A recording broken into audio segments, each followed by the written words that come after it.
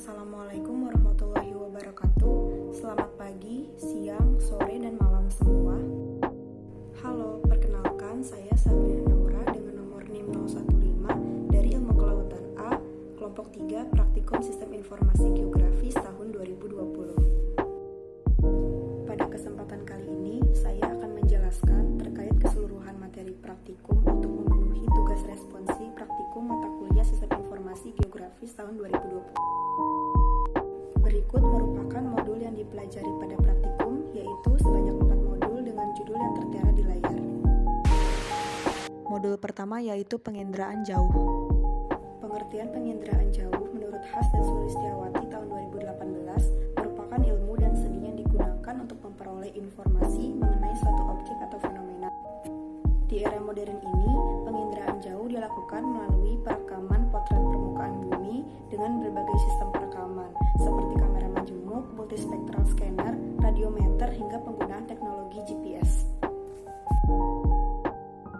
Terdapat 2 software yang digunakan untuk penginderaan jauh, yaitu Google Earth Pro dan juga ArcGIS.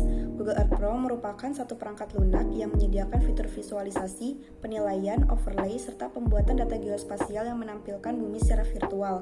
Google Earth Pro dapat dimanfaatkan untuk melihat data citra satelit dengan resolusi yang sangat tinggi, menemukan suatu lokasi dengan akurat, serta mengunduh atau mengunggah data geospasial. Sementara itu, software ArcGIS merupakan suatu perangkat lunak sistem informasi geografis yang memiliki versi desktop yang memiliki banyak fungsional, khususnya geodatabase. Selanjutnya yaitu komposit band citra satelit yang didefinisikan sebagai proses penggabungan spektrum band monokrom yang mewakili 3 warna dasar, yaitu merah, hijau, dan juga biru. Contoh komposit band ini yaitu komposit band Sentinel-2A yang dapat digunakan untuk memunculkan hasil batimetri, yaitu kombinasi antara band 4, 3, dan juga 1. Berikut merupakan hasil olah data menggunakan 2 citra satelit, di mana citra yang dihasilkan oleh satelit Sentinel lebih kompleks dan detail karena menunjukkan beberapa warna yang berbeda. Hal tersebut terjadi karena citra Sentinel memiliki band yang lebih banyak sehingga informasi mengenai kondisi permukaan bumi lebih kompleks dengan akurasi yang tinggi. Sementara itu, tampilan pada citra Google Earth menunjukkan cakupan wilayah yang lebih luas dibandingkan satelit Sentinel. Modul 2 yaitu registrasi, digitasi, dan klip. Registrasi peta merupakan suatu proses transformasi atau menyamakan koordinat dari data yang awalnya belum ada menjadi ada.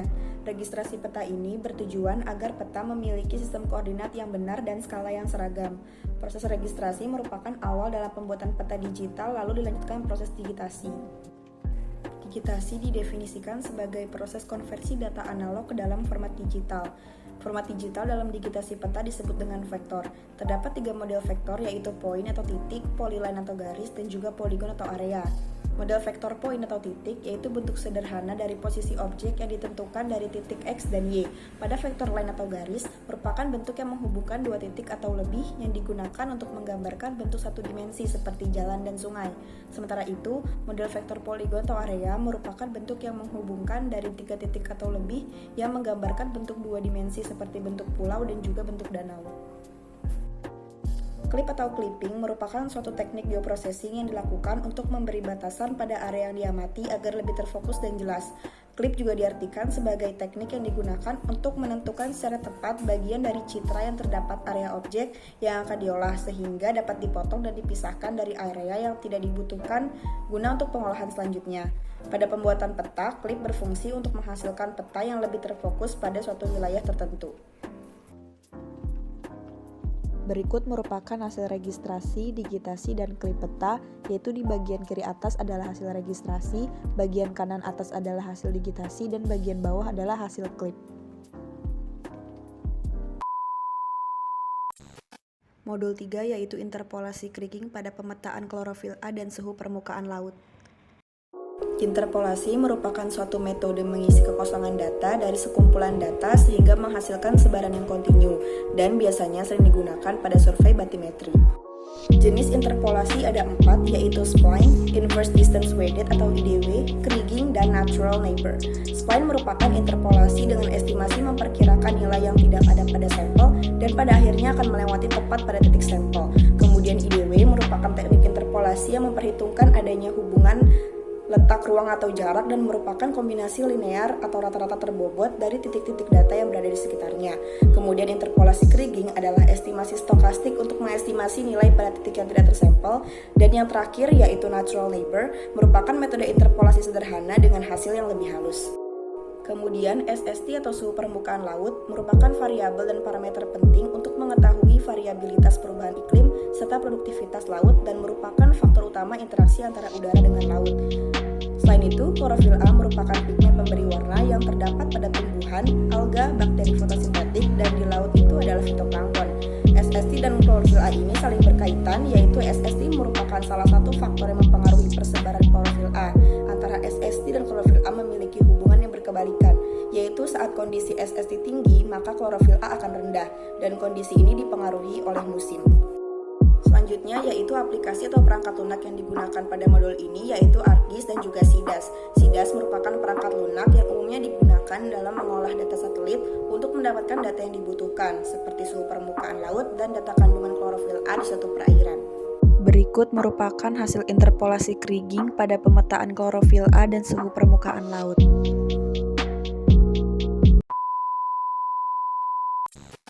Modul 4 yaitu batimetri dan kartografi digital.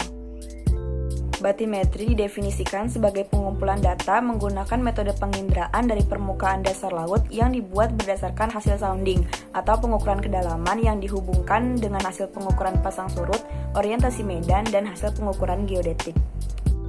Sumber data batimetri diperoleh dari hasil survei batimetri menggunakan echo sounder yang terdiri dari dua tipe, yaitu single beam dan multi beam echo sounder. Single beam echo sounder memancarkan gelombang yang lebih kecil, sementara itu multi beam echo sounder memancarkan dua gelombang atau lebih. Data batimetri dapat diperoleh melalui website INAGEOportal secara gratis dan website Pushydrosal secara berbayar. Kegunaan batimetri diantaranya yaitu berperan dalam penentuan jalur pelayaran, perencanaan bangunan pantai, pendeteksi bencana tsunami, dan mengetahui kondisi morfologi suatu daerah perairan.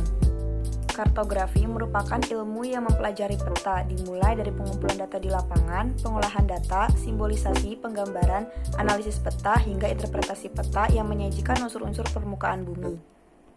Terdapat dua jenis kartografi, yaitu kartografi manual dan kartografi digital. Kartografi manual merupakan proses pemetaan yang dilakukan dengan menggambarkan bentuk-bentuk permukaan bumi dengan perbedaan warna atau simbol yang dilakukan secara manual tanpa menggunakan teknologi. Sementara itu, pemetaan digital merupakan proses pemetaan yang dilakukan dalam bentuk gambar digital untuk menghasilkan peta dengan representasi akurat di daerah tertentu. Berikut merupakan hasil batimetri dan kartografi digital, di mana di bagian sebelah kiri merupakan hasil peta batimetri dan di sebelah kanan merupakan hasil kartografi digital.